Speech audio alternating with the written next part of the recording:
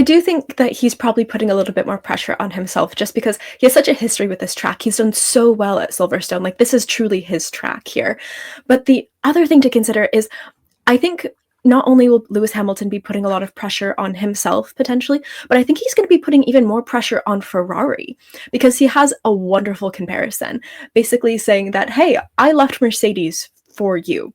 What can you do for me? You've told me that you're going to be able to build me this amazing car. Now you need to prove it because this is a track in which I know I can perform. I have proven that I can perform here, and he's proven it again today. And yet there are still, I think, some worries that maybe Ferrari haven't caught up to the standards of Lewis Hamilton. And this is going to be a really big test for both of them. I think not only is Lewis going to want to prove something to Mercedes, but he's also going to need to make a point for Ferrari that if they cannot give him a car, then there's going to be some big issues. And I think we saw kind of the first little bit of that actually this morning during qualifying when he got brought into the pit lane and said, "What do you mean I can't go again?" And they said, "Oh, we don't have enough fuel in the car." So obviously they're not entirely on the same page at Silverstone all of the time.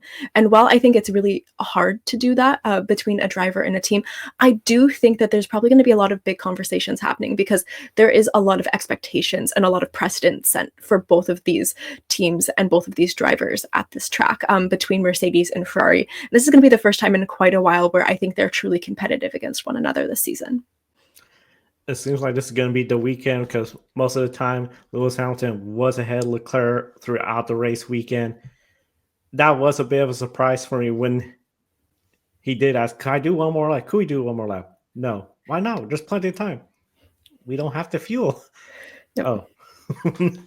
So the chemistry that has to be there between them.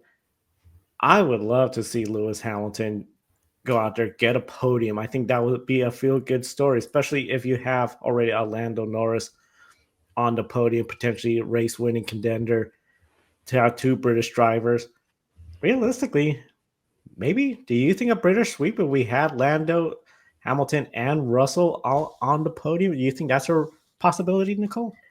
I do. I don't think it's out of the question. I think it would be a very specific type of race that has to play out in order for that to happen. We're going to have a couple crashes, a couple safety cars, most likely, or at least a couple of DNFs.